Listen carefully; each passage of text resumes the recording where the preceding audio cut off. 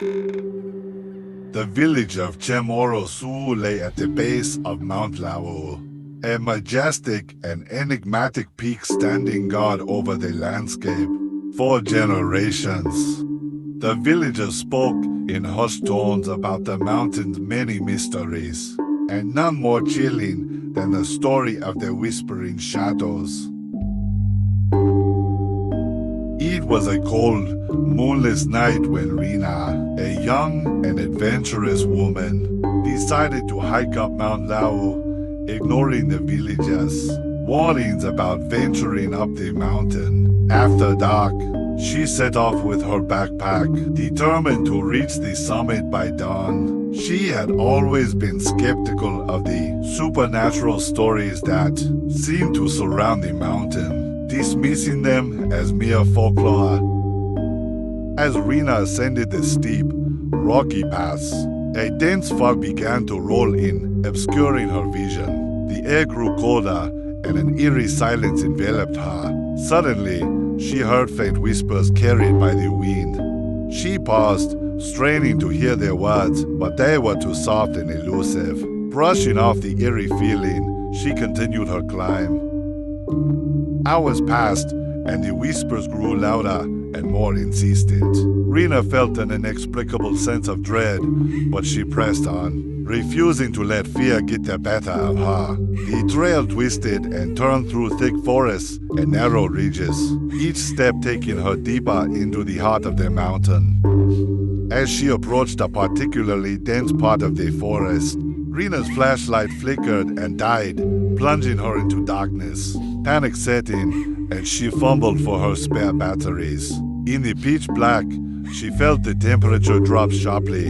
The whispers were now distinct voices, echoing through the trees. She could make out fragments of sentences, pleading and warning, but they were spoken in a language she didn't understand. Desperate, Rina managed to get her flashlight working again. The beam of light cut through the fog, illuminating the twisted, gnarled trees that surrounded her.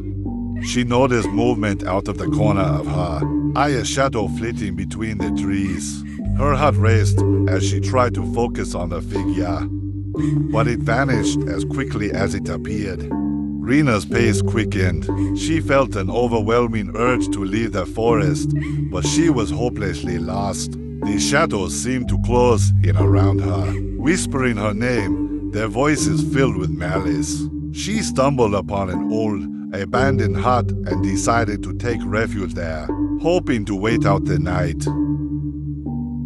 Inside the hut, Rina found an old diary covered in dust. She opened it, reading the faded entries by the light of her flashlight. The diary belonged to a man named Yoko, a villager who had disappeared many years ago. His final entries were filled with fear and despair, describing the same whispers and shadows that Rina was now experiencing.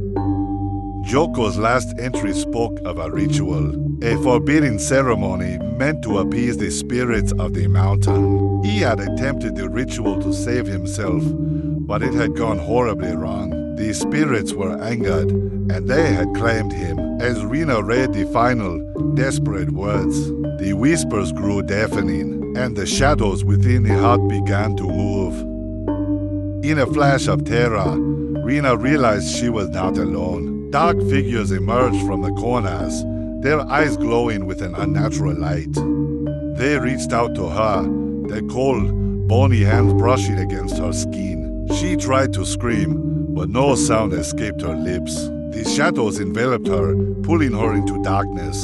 The villagers found Rina's abandoned backpack at the base of the mountain the next morning. Her fate became another whispered legend among the locals, a chilling reminder of the dangers that lurked on Mount Lawu to this day. Those who dared to climb the mountain after dark report hearing whispers carried by the wind, and some claim to have seen shadowy figures watching from the trees.